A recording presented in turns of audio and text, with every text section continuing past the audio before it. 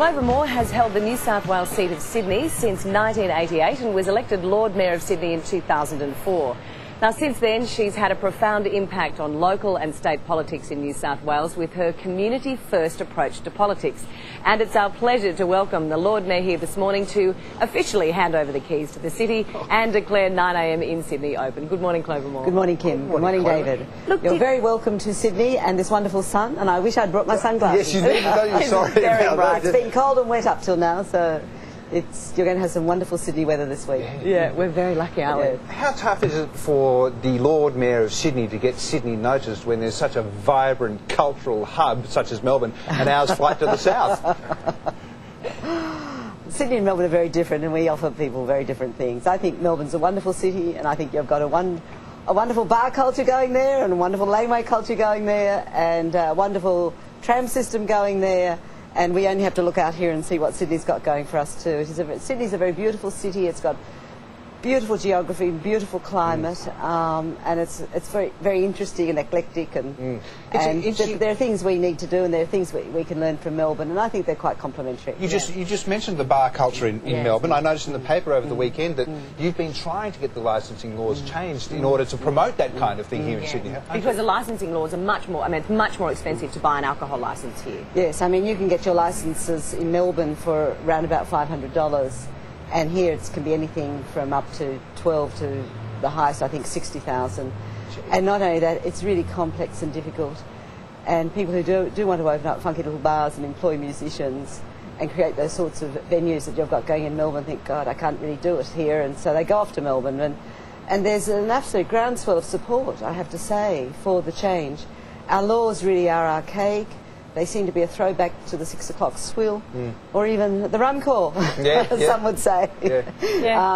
And so I'm hoping that the New South Wales Parliament will respond to this really strong groundswell, and we'll see reform. Melbourne went through it in the 80s and the 90s, and we need to do that here. And Clover, does it help or hinder your position when you juggle these two positions so well, I should say? I don't juggle, they're so complementary. I mean, at the city, we've just developed a new proposal for our nightlife here, and then in Parliament I can sponsor a private members' bill to reform the licensing system, and I find I'm working on the same issues for the same community and being more effective. A bit more work, but I don't shy from that, and it just makes me much more effective, and I think many more doors open, and many of the issues I might have raised as an independent member of Parliament are now right up there on the agenda as Lord Mayor of Sydney. So that really works for Sydney, it works for my constituents. One of the criticisms, of course, when you decided to go for Lord Mayor, and in fact was successful, was that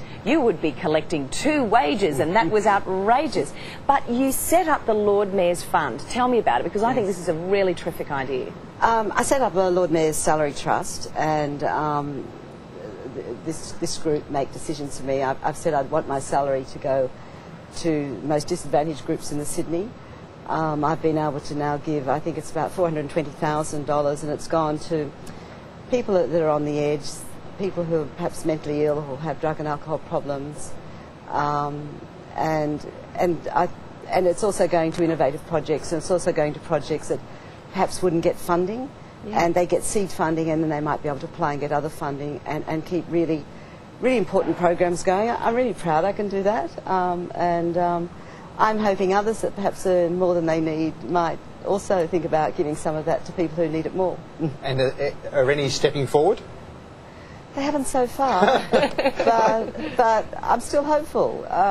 You know, we really do need to weigh up what we need, and I think many people get amazing salaries, and there are many who have a great deal of need, and I think we should be thinking about that. I think we need to be a compassionate society. You're a passionate advocate for sustainability, aren't you? Yes. Much has been made of desalination plant here in New South Wales. What are your thoughts on that? Well, not far from the heart of the city, by the way. It's not far, and really, I believe the government should be looking at other options before desalination. Where do you start? Well, you start with educating the community. You start with water harvesting. You start with recycling. You start with reusing. And I mean, it's as though we've just discovered we're the driest continent on Earth, and we all need to do something about it. We are the driest continent. and we need to change what we do. We all need to change from our English cottage gardens to Australian native gardens. There are whole lots of things, and a lot of it is about education. And there's very strong support in the New South Wales community for these other options before we go down the desalination path.